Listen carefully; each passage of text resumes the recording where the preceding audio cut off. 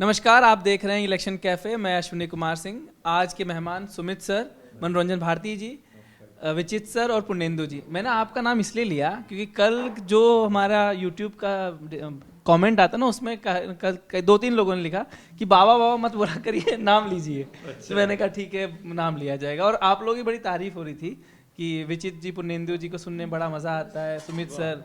तो मैंने कहा चलो अच्छा लग रहा आप लोगों को, तो उम्मीद करते हैं कि विचित जी के लिए तो नहीं नहीं, मैंने अपने दोस्त नहीं करवाई वो। तो आज का मुद्दा हमारा है कि रायबरेली और अमेठी, जो 2 प्रेस्टिजियस सीटें हैं कांग्रेस की, वहां पर अनाउंसमेंट होने की लगभग सूत्रों के हवाले से ये खबर आ चुकी है कि राहुल गांधी अमेठी से लड़ेंगे और रायबरेली से प्रियंका गांधी, जो कि अभी तक सोनिया गांधी लड़ती थी। ये सूत्रों के हवाले से खबर है। बाबा बताएंगे कि कंफर्म कितना है और कितना सही है और कितना गलत है। बाबा, अनाउंसमेंट होना एक बड़ी बात है कि आप लड़ रहे हैं, लेकिन अभी के तक जो भी सर्वे आ रहे हैं उसमें कांग्रेस का सुपड़ा साफ होता दिख रहा है, उत्तर प्रदेश में खासकर। क्या ये जो 2 सीटें, इनकी जो परंपरागत सीटें रही हैं जहां ये बहुत अच्छा परफॉर्म करते हैं, सुमित जी, आपको लगता है कि ये मेंटेन इस बार हो पाएगा? क्योंकि जिस बार जो राम मंदिर की लहर है वो यूपी में ही सबसे ज़्यादा है, और बीजेपी का ये पूरा कोशिश है कि राम मंदिर की लहर में रायबरेली और मैनपुरी और आजमगढ़ भी निकाल लें। बाबा से शुरू करते हैं, इसलिए कि बाबा की मैं हाँ जी, ये जो आपने पूछा कि ये खबर कंफर्म है, ये खबर इसलिए आई है कि अभी जो है इस पर जो है अभी जो है कि जो रिकमेंडेशन जो जा रही है ना, उसकी मीटिंग चल रही है। तो जो लिस्ट जो सेंट्रल इलेक्शन कमेटी को भेजी गई है, उसकी मीटिंग जो है वो गुरुवार को 7 बजे होनी है। ठीक है, तो उसके लिए ये नाम भेजे गए हैं और इन 2 सीटों से राहुल गांधी की अमेठी से और प्रियंका गांधी की रायबरेली से भेजी गई। तो ये खबर तो सही है। राहुल गांधी जब अपनी यात्रा के दौरान इन दोनों जगहों पे गए थे, तब उन्होंने कहा था कि वो वहाँ से, कांग्रेस ने कहा था कि वहाँ से वो चुनाव लड़ेंगे, कहा था, और उसके बाद रायबरेली से भी गांधी परिवार का लड़ेगा। लेकिन इसका मतलब ये नहीं कि राहुल गांधी वायनाड से नहीं लड़ेंगे, वो अमेठी से लड़ेंगे। अमेठी में वो जाके बोलेंगे कि यदि आप मुझे यहाँ से जिताते हैं तो मैं वायनाड की सीट खाली कर दूंगा। प्रियंका गांधी भी लड़ेंगी, लेकिन प्रियंका गांधी के साथ एक और खबर है कि क्या प्रियंका गांधी भी 2 सीट से लड़ेंगी। अच्छा, एक सेफ सीट जो है वो तेलंगाना में एक सेफ सीट की चर्चा, बातचीत हो रही है।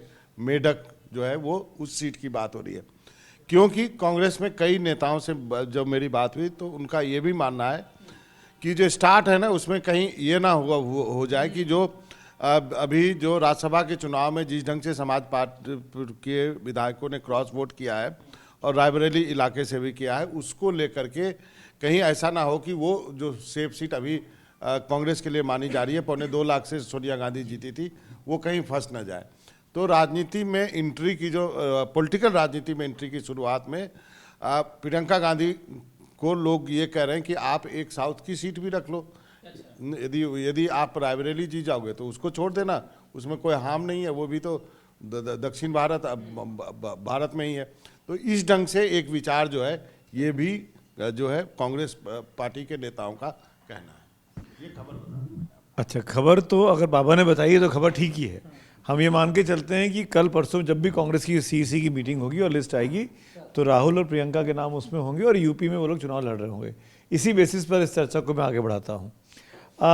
ज़रूरी है, अगर अलायंस वहाँ हो गया है समाजवादी पार्टी के साथ, वैसे भी सपा वहाँ कैंडिडेट नहीं खड़ा करती थी इन सीटों पर, काम आसान हो जाता था सोनिया गांधी के लिए भी और राहुल गांधी के लिए भी। इस बार तो अलायंस हो गया है, अलायंस में वो दोनों सीटें छोड़ भी दी गई हैं। और अभी भी ये चर्चा है, जैसे कि बाबा ने कल या परसों अपने कैफ़े में चर्चा की थी कि बसपा के साथ बातचीत चल रही है, बसपा का रास्ता खुला हुआ है।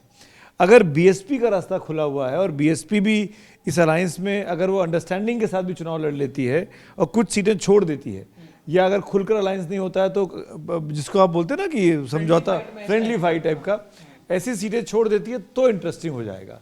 और अगर ये इंटरेस्टिंग मुकाबला होता है तो जाहिर तौर पर स्मृति ईरानी हो या रायबरेली में बीजेपी ने शायद दिया नहीं ना किसी को भी, हाँ, तो वहाँ बीजेपी का जो भी कैंडिडेट आएगा उसके लिए भी आसानी से चुनाव जीत पाना इतना आसान नहीं होगा जितना पिछली बार हो गया। तो रायबरेली में सोनिया गांधी करीब 1.5-2 लाख वोट से जीती थी।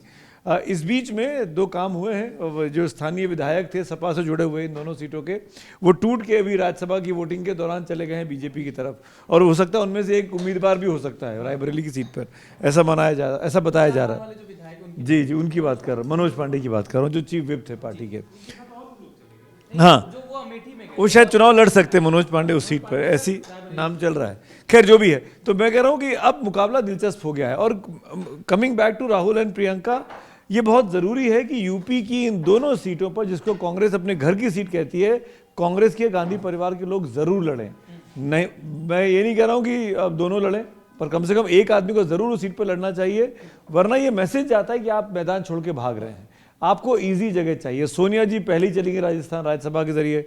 ऐसे में अगर आप दोनों भाई बहन जो राजनीति में आ रहे हैं, दिन भर आप यात्राएं निकालते हैं, दिन भर आप सवाल खड़े करते हैं सरकार की नीतियों पर, फिर आप चुनाव क्यों नहीं लड़ेंगे? तो ये ज़रूरी है कि उस सीट पर दोनों लड़ें, उससे काडर में भी मोराल आता है। अगर आप नहीं लड़ते दिखेंगे तो जो काडर है, अगर कल ही हम लोग खबर दिखा रहे थे, भूपेश बघेल ने कह दिया कि मैं तो विधायक बनाऊँ, मैं क्यों लड़ूँ लोकसभा चुनाव। भाई अगर आपके बड़े नेता ये बोलने लगेंगे कैमरे पर आके कि मैं क्यों लड़ूं लोकसभा चुनाव, तो आपका कार्यकर्ता कैसे लड़ेगा? बड़े नेता के पास ताकत होती है, धन की, बल की, व्यक्ति की। वो अगर भाग रहा है तो इसका मतलब कहीं ना कहीं मोराल आपका चिप्स आर डाउन। उस चीज़ से लड़ने के लिए बहुत ज़रूरी है कि चुनाव कितना भी मुश्किल क्यों ना हो, हारने की कगार पे क्यों ना खड़ा हो, पर आपको हिम्मत दिखाते हुए लड़ना पड़ेगा, भले आप चुनाव हार जाए। ये एक चीज़ और खबर की बात हुई थी, जो सुमित ने कहा उसमें ऐड कर देता हूँ। बघेल का नाम लिया, भूपेश बघेल का नाम पहली सूची में क्लियर हो रहा है, उनका लिस्ट में नाम है। वो उनको वो चुनाव लड़ेंगे लोकसभा का।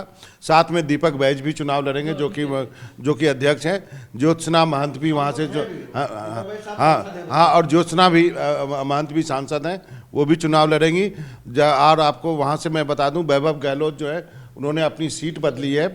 वो जोधपुर से नहीं लड़ेंगे, सीकर से लड़ेंगे, जहाँ से, हाँ, जालौन सीकर, जहाँ से बूटा सिंह बहुत लंबे समय तक सांसद रहते थे।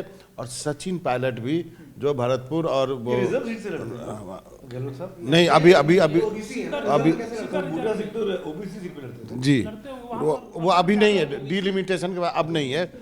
तो और सचिन पायलट को भी जो है वो टोंक भरतपुर जो सीट है ना, जहाँ गुजर बेल्ट है, वहाँ से लड़ाने की बात चल रही है। नितिन सर, सवाल ये था कि हम भले कांग्रेस और इन सब की बात कर रहे हैं, अब देखिए पिछले 5 सालों में हमने किसी का दौरा नहीं देखा, ना रायबरेली में ना अमेठी में, कि राहुल गांधी जा रहे हैं या प्रियंका गांधी जा रही हैं। उसी के उलट चुनाव हारने के बावजूद स्मृति ईरानी लगातार 5 साल जाती रही। तो आप कैंडिडेट अनाउंस होना अलग बात है, आपकी पारंपरिक सीट है वो अलग बात है, चुनाव जीतने के लिए मेहनत करना पड़ता है, जो ये दोनों भाई बहन नहीं दिख रहे हैं। इसके पहले एक चीज़ और जोड़ दूं कि रायबरेली की सीट हमेशा से ना एक ट्रिकी सीट रही है, क्योंकि सोनिया गांधी भी लड़ती थी, लेकिन रायबरेली से जो विधायक होते थे अखिलेश सिंह, याद है आपको? अखिलेश सिंह कभी सोनिया गांधी के साथ नहीं होते थे। वो उनका 36 का आंकड़ा उस फैमिली के साथ, जब तक अखिलेश सिंह ने कभी मिलते थे कभी नहीं मिलते थे। देखिए, आपने कहा कि आपने कहा कि परंपरागत सीट, ये परंपरागत सीट क्यों है, पहले हमें ये जानना चाहिए। कांग्रेस के लिए ये दोनों सीटें परंपरागत थीं, उनके पीछे 3 या 4 पॉइंट हैं। पहला पॉइंट कि जिस समय से नेहरू गांधी परिवार का व्यक्ति अमेठी और रायबरेली में चुनाव लड़ना शुरू किया, वो सत्ता में थे, या साफ दिखता था कि अगर हार भी गए कि ये सत्ता में आने वाले हैं। 1960 में फिरोज गांधी अगर रायबरेली से लड़े, 60 में नहीं, 52 से, माफ़ कीजिएगा, तो 60 में तो उनका देहांत हो गया था। तो उस समय जवाहरलाल नेहरू उनके ससुर प्रधानमंत्री थे। जब इंदिरा गांधी लड़ी तो प्रधानमंत्री ही थी। जब संजय गांधी अमेठी से लड़े तो प्रधानमंत्री के बेटे ही थे। तो राजीव गांधी लड़े तो प्रधानमंत्री ही थे। सोनिया गांधी थी तो कांग्रेस की प्रधानमंत्री थी, प्रधानमंत्री पद की उम्मीदवार थी, सब कुछ था। राहुल गांधी को भी लोग भविष्य का प्रधानमंत्री कांग्रेस का मानते थे। आज कांग्रेस के पास ऐसी कोई शक्ति नहीं दिखती जिसमें वो सत्ता का प्रबल दावेदार हो। लोकतंत्र में कुछ भी हो सकता है। 2004 में बीजेपी जीतते जीतते हार गई, क्या से क्या हो गया देखते देखते, ये हो सकता है। लोकतंत्र है, पब्लिक कुछ भी कर दे, लेकिन जो अभी वस्तु स्थिति है उसमें नहीं दिखता। तो एक तो परंपरागत सीट के लिए जो सत्ता का हनक या प्रभाव या उसका जादू होता है, वो अभी नहीं है इस परिवार के पास। दूसरी चीज़ कि उस समय धर्म की राजनीति इतना प्रभावी नहीं थी जो अब है। नेहरू गांधी परिवार चूँकि सेकुलर राजनीति के नाम पर उसकी राजनीति चलती थी और तब सेकुलरिज्म का बोलबाला था, इसलिए वो प्रभाव था। नहीं, बता रहे हैं धर्म, जातियां आज भी हैं, लेकिन उन जातियों पर धर्म का एक आवरण है, अम्ब्रेला है। लेकिन तीसरे पॉइंट पर आ रहे हैं जातियों पर। दोनों सीटों पर सबसे ज़्यादा दलित हैं। 34% करीब रायबरेली में है और 25-26% के करीब अमेठी में है। दोनों सीटों पर ब्राह्मण और क्षत्रिय हैं। ब्राह्मण यहाँ पर रायबरेली में ज़्यादा हैं, अमेठी में थोड़ा कम है, और उसमें दोनों हैं, दोनों जातियाँ जोड़ करके एक जगह अमेठी में करीब 20% है और वहाँ पर 24-25% है। ब्राह्मण थोड़े ज़्यादा हैं, राजपूत थोड़े कम हैं। तीसरा मुसलमान है, बहुत नहीं है, अमेठी में थोड़ा ज़्यादा है, रायबरेली में हाँ। तो ये इस तरह से है। और कांग्रेस के परंपरागत वोटर कौन थे जो इंदिरा गांधी ने बनाया? ब्राह्मण, मुसलमान और दलित। लेकिन आज इन तीनों का कांग्रेस से छिटक गया है। ब्राह्मण बीजेपी के साथ चला गया है, क्षत्रिय यानी राजपूत खुल के तो कांग्रेस के साथ पूरा माने विश्वस्त वोटर हो कभी नहीं रहा। वो कांग्रेस से, बीजेपी के साथ नहीं, वो समाजवादियों के साथ रहता था। रविंद्र प्रताप सिंह रहे हों, चाहे जो भी रहे हों, जो भी जीतते थे, लेकिन वो भी अब खुल के बीजेपी के साथ हैं। बीजेपी ने ब्राह्मण, क्षत्रिय पूरे सवर्णों को एकजुट कर दिया। वो वोट इनके खिलाफ, जो अब समीकरण सामान्य जो दिखता है वो मैं कह रहा हूँ, कौन जीते हारे ये मैं नहीं बता सकता, वहाँ के लोग बताएंगे। और तीसरा जो दलित वोट था, पहले मायावती ले गई, अब लाभार्थी के नाम पर बीजेपी उसमें सेंध लगा चुकी है। तो इसलिए इस परिवार के लिए ये लड़ेंगे तो सीट आसान नहीं है। ये जीत सकते हैं, बड़े आराम से भी जीत सकते हैं, हो सकता है, लेकिन ऐसे नहीं है कि अरे वहाँ पर तो क्या है, नेहरू गांधी परिवार का तो कुत्ता भी लड़े तो जीत जाए। जैसे सचिन, वो कौन शर्मा थे बाबा? सतीश शर्मा जैसे आदमी जिनको कि लोग पसंद नहीं करते थे, वो भी जीतते रहे। तो ये चीज़ है इनका असर कम होने का। दूसरी चीज़ आपने महत्वपूर्ण उसी में कहा कि वहाँ गए नहीं। 2008 में अमेठी में ही एक दलित महिला के घर राहुल गांधी गए थे, खाना खाया था, रात गुजारी थी। मायावती उस समय मुख्यमंत्री थी और उन्होंने कहा था कि ये ढोंग करते हैं। उनको लगा कि कहीं दलित वोट में सेंध न डाल दें। वो सेंध पड़ सकता था, लेकिन उसके बाद उसके पति की नौकरी चली गई, सब कुछ हो गया, वो कभी गए नहीं। उस महिला का कुछ दिन पहले मैंने कहीं पढ़ा था, अखबार में शायद छपा था, कि वो बोल रही है कि राहुल ने कहा था कि तुम मेरी बहन हो। भाई भूल गया लेकिन बहन याद करता है। अब भी राहुल आएंगे तो वोट राहुल को ही मैं दूंगी। जबकि हम घर छोड़ करके कहीं और रोजगार कर रहे हैं, दिहाड़ी कर रहे हैं पति के साथ, क्योंकि घर पे कुछ आय का जरिया नहीं है। तो मेरे कहने का है कि आप जनता से कनेक्ट नहीं हुए, वहाँ कनेक्ट नहीं होने की कीमत भी चुकानी पड़ सकती है। इसीलिए ये उत्तर प्रदेश में लड़ तो रहे हैं, ताकि उत्तर प्रदेश में यही 2 सीटें हैं जहां इनको उम्मीद दिखती है। दूसरी चीज़ कि अगर अमेठी और रायबरेली हाथ से चला जाए तो उसका संकेत बहुत बुरा जाएगा देश में कांग्रेस के लिए। और तीसरी चीज़ इस सबसे ऊपर कि इनको एक चीज़ से और बचना होगा कि कहीं वंशवाद वाली छवि न जाए। मैं ये बात इसलिए कह रहा हूँ कि मैं उसमें कहीं और काम करता था। 2019 के चुनाव में अमेठी में राहुल गांधी के पक्ष में उनके पूरे परिवार का रोड शो निकला था। उस मंच, उस जो ट्रक था या ट्रॉली थी जिसपे, उस पे राहुल गांधी और प्रियंका तक तो समझ में आ रहा था। उसमें रॉबर्ट वाड्रा उनके दोनों पुत्र थे। उसके बाद जो वहाँ से वॉक्सपॉप वगैरह आ रहे थे, लोगों के बयान आ रहे थे, उन लोगों के मन में रॉबर्ट वाड्रा उनके बच्चों को लेकर के रिजर्वेशन था। उन्हें लग रहा था जैसे कि इसके बाद ये आएंगे क्या। और मोदी ने एक नैरेटिव बना ही दिया है कि कांग्रेस या दूसरे विपक्ष के पार्टियां हैं उनमें वंशवाद है। अब उनके यहाँ वंशवाद नहीं है, क्यों नहीं है, वो अपना अलग व्याख्या दे देते हैं। तो इसलिए इनके लिए ये सबसे ज़रूरी है कि हम ज़मीन पर हैं, लोगों से जुड़ रहे हैं। ये अगर नैरेटिव बना सकेंगे चुनाव, तब तो ठीक है, लेकिन 5 साल में नहीं बना पाए। 3 बार गए ही, विधानसभा चुनाव के बाद लोकसभा के समय ही जा रहे हैं, ये एक प्रॉब्लम है। तो बहुत विस्तार से जो है विचित्र सर ने इसको एक्सप्लेन किया है। दरअसल हमें ये देखना होगा कि राजनीति का जो कालखंड है, चूँकि बहुत ही अंदर तक जाके विश्लेषण किया है, तो मैं भी प्रभावित हो गया उससे। तो राजनीति का जो मतलब 21वीं सदी का जो कालखंड है वो 14 से पहले और 14 के बाद का है। आप देखेंगे कि रायबरेली या अमेठी में कई बार वॉक ओवर दिया गया है, बाबा ज़्यादा बेहतर बताएंगे, लेकिन मोदी ने वो चीज़ चेंज की है आगे। राहुल गांधी के खिलाफ एक स्ट्रॉन्ग कैंडिडेट दिया। पहले शायद रैली वैली मुझे लगता है याद में समय तक होता था वो, उसके बाद से नहीं है, मैंने 2014 के बाद। नहीं, वाजपेयी ने भी दिया, वॉकओवर नहीं दिया, अरुण नेहरू को लड़ाया था कि परिवार से परिवार को करने को। तो देखिए 77 के चुनाव में और उसमें तो फिर वो राजनारायण और मतलब वहाँ से वो हारी और यहाँ से अमेठी से वो, लेकिन फिर भी आप पाएंगे कई बार बहुत ही कमज़ोर प्रत्याशी उतारे गए, तो मुकाबला ही नहीं था। और एक जो सो कॉल्ड मतलब वो था लोगों का एक पुराना प्रेम और एक जो इनका इतिहास है वो अट्रैक्ट करता था कहीं ना कहीं। लोग थोड़ा सा, ठीक है विकास कितना हुआ नहीं हुआ एक डिबेट का विषय है, लेकिन एक लगाव था गांधी परिवार के प्रति। आप कुछ भी कह लें, कांग्रेस का परिवार और वाद और सारी चीज़ें, अगर आप गांधी फैमिली को कांग्रेस से माइनस कर दें तो कांग्रेस के कितने टुकड़े होंगे ये कांग्रेस भी नहीं जानती। क्या दूसरे नेता विदाउट गांधीज एकजुट हो पाएंगे? जो कांग्रेस आप थोड़ी बहुत लड़ती हुई दिख रही है, ये कांग्रेस के मतलब मोदी ने उसको कांग्रेस पे टारगेट करने का एक बहुत बड़ा हथियार बनाया है।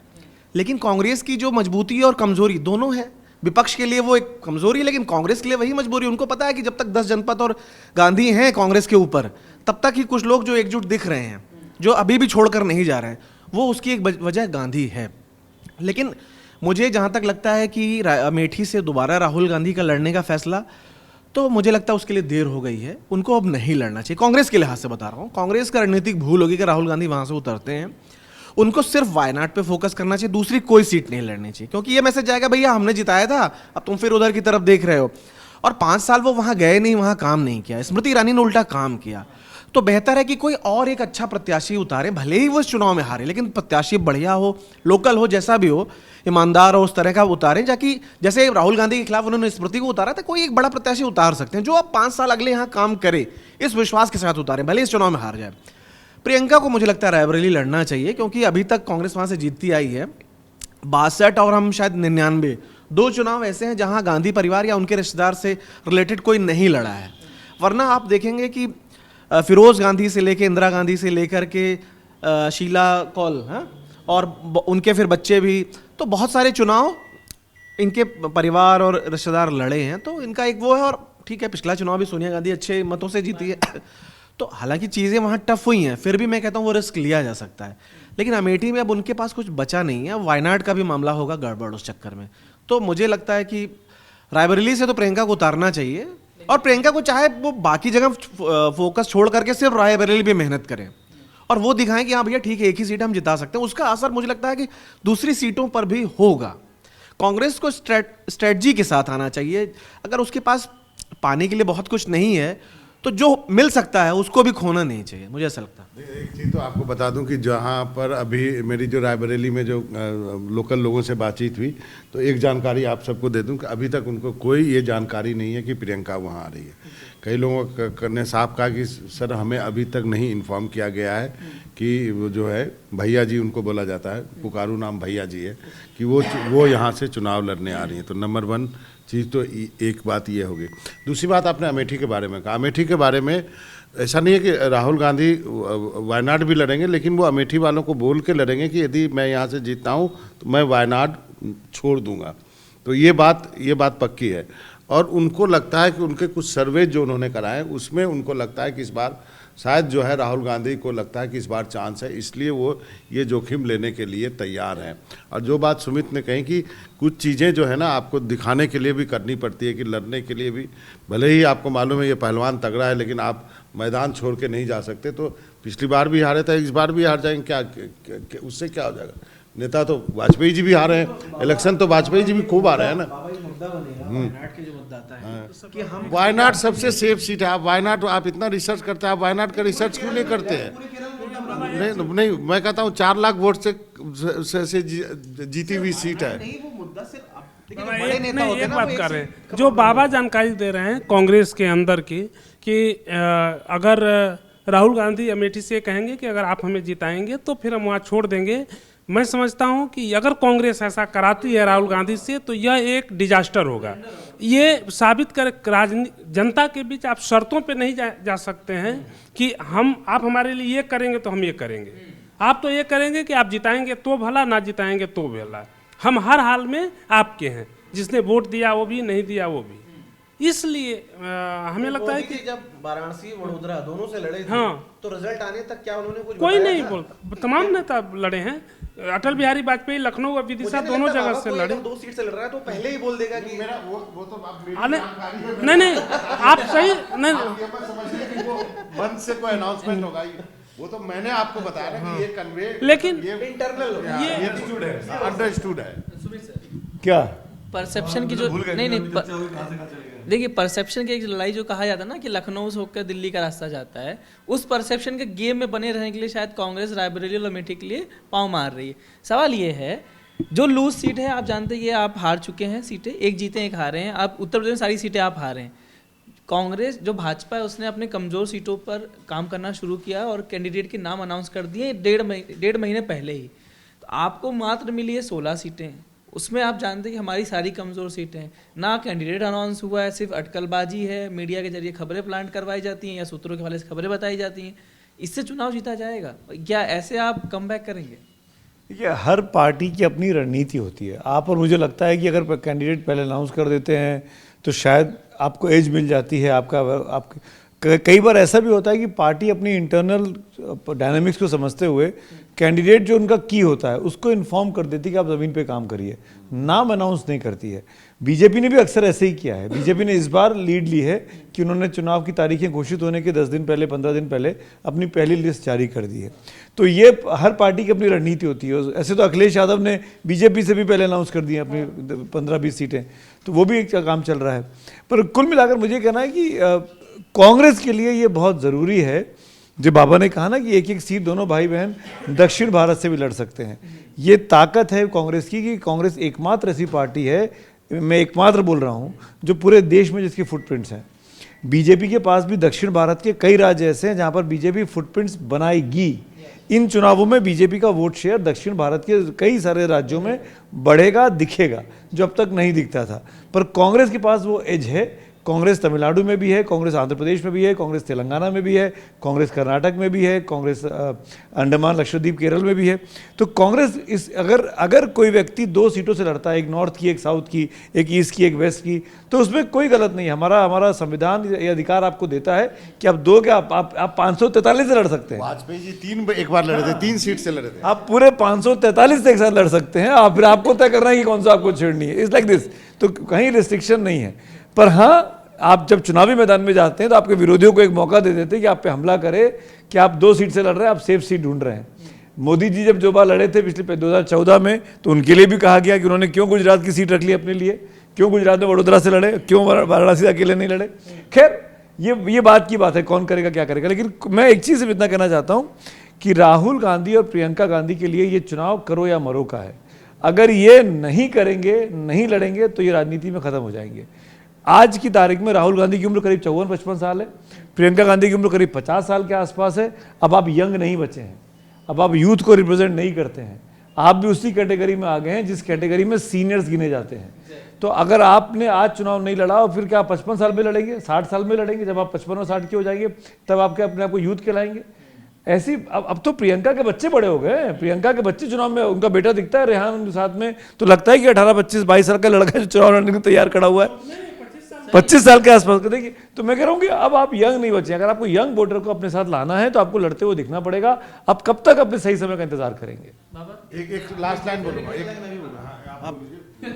अच्छा, नहीं, एक विचित्र सर ने बड़ा इंपॉर्टेंट पॉइंट उठाया था, मैं उसमें बीच में उस पर कुछ बोलना चाह रहा था। जो इन्होंने धर्म की राजनीति की बात की, तो आप देखें बीजेपी जहाँ इनरोड्स कर रही है, नए स्टेट्स जहाँ पे अचानक से उसका परफॉर्मेंस बहुत बेहतर हुआ, वो क्या लेके जाती है? असम में क्या लेके गई, बंगाल में क्या लेके गई, तमिलनाडु में आज वो किस मुद्दे पे एक्टिव है? कहीं ना कहीं उसके पीछे धर्म और मामला आ जाता है। उनका तुष्टीकरण और ये सारे जो मुद्दे उठाते हैं, चाहे बंगाल हो, असम हो, तमिलनाडु हो, सनातन पर हमला, हिंदू धर्म पर हमला, वो है। आज की तारीख में कांग्रेस के पास कहीं उसकी काट नहीं है। राहुल गांधी लगातार वो भारत जोड़ो यात्रा और नफरत के बाजार में मोहब्बत की दुकान, सवाल है कि उनकी दुकान का जो प्रोडक्ट है शायद अभी लोग उस तरह से खरीदने को तैयार नहीं है। वो बहुत लंबी लड़ाई है बाबा। आरएसएस बहुत छोटा सा ऑर्गेनाइजेशन था, बड़े लंबे समय से फिर वो भारतीय जनसंघ संघ और विश्व हिंदू परिषद और सारा कुछ मिला के धीरे धीरे यहाँ तक पहुँचे हैं। मुझे लगता है कि अब कांग्रेस को इसकी काट जब तक नहीं खोज पाएगी, चाहे कितने भी बड़े नाम हो, आप राहुल गांधी हो, सोनिया गांधी हो, प्रियंका गांधी, सिर्फ इस वजह से जीतना मुश्किल होगा जब तक कि आप ये जो धर्म का पूरा जो एक अम्ब्रेला है ना, उसकी काट आप नहीं ढूंढ सकते। ये बात आपने सही कहा, कुएं में भांग जब घोल दिया जाए तो क्या होगा। 20% का डर 80% को दिखा के ठीक है, अच्छी है, राजनीति करते रहिए।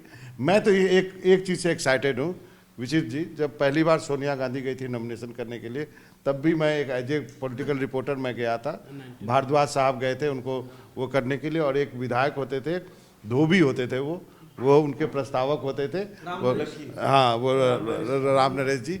और वो जब और अमेठी के बूथ में जहाँ पे संजय सिंह का बूथ था ना, वहाँ पे वो पहले वोटर होते थे, और उसके बाद ही वो वोटिंग की शुरुआत होती थी। तो मुझे लगता है भले ही पूरे इंडिया में ये इलेक्शन सबको नीरस लगे, लेकिन वो दो जगह जो है एज ए पॉलिटिकल रिपोर्टर मुझे लगता है कि थोड़ा बहुत एक्साइटिंग जरूर होगा। एक्साइटिंग इलेक्शन रहा। आप सोचिए राजीव गांधी के खिलाफ वहाँ पे मेनका गांधी लड़ी हैं। हाँ, नहीं पॉलिटिकली तो काफ़ी ये रहेगा उसमें, लेकिन ये चीज़ है कि जो धर्म की राजनीति है वो बीजेपी कर रही है, कांग्रेस उसमें दुविधा में है। कांग्रेस, मैं दुविधा इसलिए कह रहा हूँ कि आप मोहब्बत की दुकान जब करते हैं, कांग्रेस या तो बिल्कुल उसको नेहरू के रास्ते पर जाना चाहिए, क्योंकि आज बीच का रास्ता नहीं हो सकता है। नेहरू के रास्ते पर कि मंदिर हो, मस्जिद हो, नेहरू को कोई मतलब नहीं होता था। वो धर्म को अपनी राजनीति से दूर रखते थे, तो रखते थे, इन प्रिंसिपल ही नहीं व्यवहार में भी रखते थे। राहुल गांधी के साथ ये दिक्कत होती है कि वो कभी किस गोत्र के ब्राह्मण लिखा गया था 2019 में, हाँ बताया गया था, सांडिल्य नहीं, सांडिल्य को कोई, हाँ जनेऊधारी तो, और गोत्र भी बताया गया था। तो कल महाकाल गए। आप अयोध्या के सवाल पर विरोध करते हैं, आप छोड़ दीजिए उन चीजों को। कहना कि मेरे ना जाए तो मंदिर भी ना जाए। नहीं, मेरा ये नहीं कहना, मेरा ये कहना है की बात कर रहे थे बिल्कुल कि आप धर्म को इन प्रैक्टिकल ही नहीं, हाँ इन प्रैक्टिकल भी, इनसे इन थ्योरी नहीं, इन प्रैक्टिकल भी आप छोड़ दीजिए। इस देश में धर्म से आगे भी, लेकिन मैं थोड़ा सा इसमें ठीक, नेहरू जी ऐसा नहीं कि मंदिर नहीं जाते थे या वो कर्मकांड नहीं करते थे। क्यों? अब जब उनका कहना है के संगम में जाकर तर्पण नहीं करते थे, नहीं व्यक्तिगत है, नहीं तर्पण नहीं करते थे। उन्होंने अपनी आत्मकथा में लिखा था कि मेरे मरने के बाद मेरे अस्थियों को हिमालय से लेकर के यहाँ तक पूरे किसानों के बीच ये इस तरह से करके उसको बिखरना चाहिए। मैं ये बात इसलिए कह रहा हूँ कि इस देश में धर्म की राजनीति से आगे की राजनीति है, ऐसा नहीं है। धर्म व्यक्तिगत मसला हो सकता है इस देश के लोगों के लिए, लेकिन इसके लिए जो पूर्ण साहस चाहिए। कांग्रेस गिलहरी की तरह क्या करती है कि 2 कदम आगे चलती है, 1 कदम पीछे आती है, वो हाँ उसी में छिपा जाती है। इसीलिए आप स्पष्टता के साथ चलिए। तो धन्यवाद। तो आज इसी नोट पे बातचीत यहीं खत्म होती है। अब फाइनल लिस्ट का इंतजार है जो 7 तारीख को बाबा ने बताया कि उस दिन कांग्रेस अपने पहले उम्मीदवारों की सूची जारी करेगी। उम्मीद करते हैं कि उसमें नाम हो जैसा हमने बातचीत की, और उम्मीद शब्द नहीं बोलना जैसा सुमित सर ने बताया है, बाकी नाम भी होंगे। आज की चर्चा में बस इतना ही, कल मिलते हैं किसी और विषय के साथ, तब तक के लिए बहुत बहुत धन्यवाद।